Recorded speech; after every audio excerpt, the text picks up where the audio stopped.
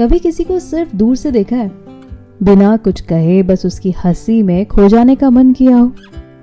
College की भीड़ में, लाइब्रेरी की खामोशी में या बस के आखिरी सीट पर बैठकर सिर्फ उसे देखते रहने की चाहत महसूस की हो? तो मेरे दोस्त, ये जो मेरी कहानी है ना, ये सिर्फ और सिर्फ तुम्हारे लिए है।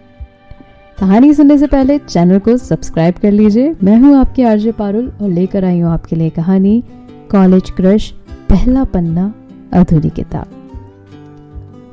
कहानी शुरू होती है लखनऊ यूनिवर्सिटी से। बीए के पहले साल में नया एडमिशन लेने आए थे आरव, शहर से दूर, अपने सपनों की पढ़ाई के लिए अकेले।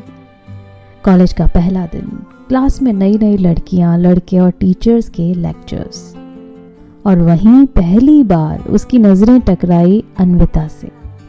सफेद कुर्ता, नीली चुन्नी, किताबें सीने से लगाए हुए। कुछ कह नहीं रही थी, लेकिन उसकी आंखें जैसे कहानियां सुनाती थी। आरव को पता नहीं था कि ये लड़की उसकी जिंदगी का सबसे खूबसूरत हिस्सा बनने जा रही है। पहले कुछ हफ्ते वो बस उसे देखता रहा, लाइब्रेरी में, कैफेटेरिया में, क्लासरूम में, हर जगह, लेकिन कभी बात करने की हिम्मत नहीं हुई। हाँ, एक आदत जरूर पड़ गई थी, रोज सुबह क्लास में उसकी बेंच के पीछे वाली सीट पर बैठना। जब वो बालों में पेन अटकाती या चुपचाप खिड़की से बाहर देखती, आरव उसे निहारता रहता। कभी कभी दोस्तों से कहता, यार ये लड़की कुछ अलग है, लगता है जैसे कोई अधूरी किताब हो जो सिर्फ मैं पढ़ना चाहता हूँ। और फिर एक दिन मौका खुद चल कर आया।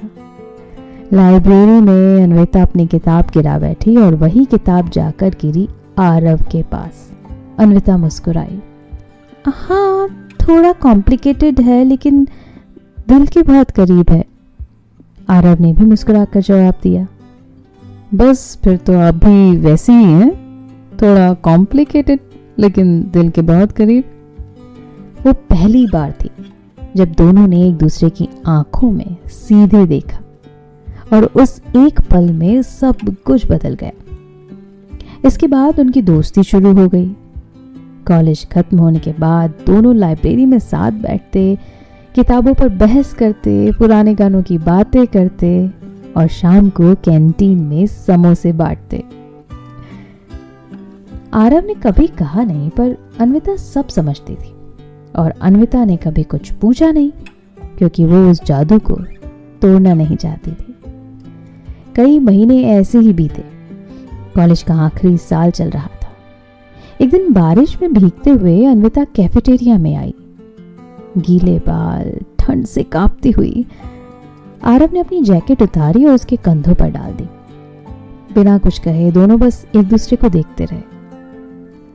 वो शाम दोनों के लिए खास थी, लेकिन आरव को उस दिन कुछ और भी कहना था।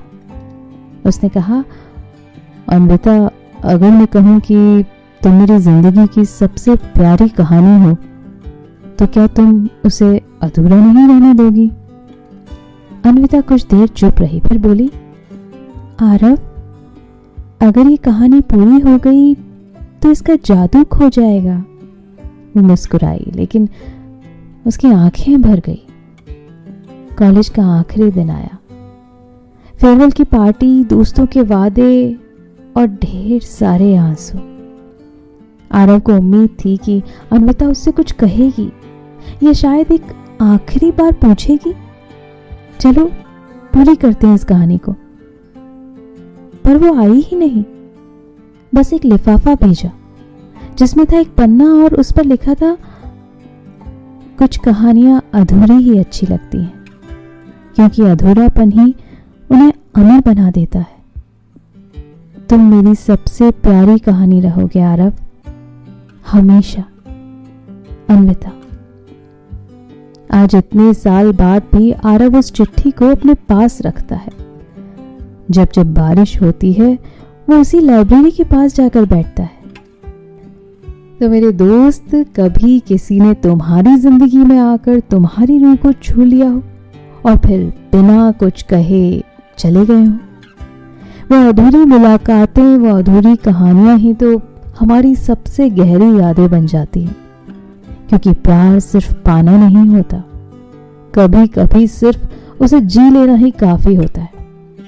मैं हूं आपकी आरजे पारुल और अगली बार फिर एक नई कहानी लेकर आऊंगी, लेकिन इस चैनल को सब्सक्राइब करना आप मत भूलिएगा और कहानी को शेयर तो आप जरूर करेंगे, मुझे पता है। मिलते हैं जल्दी।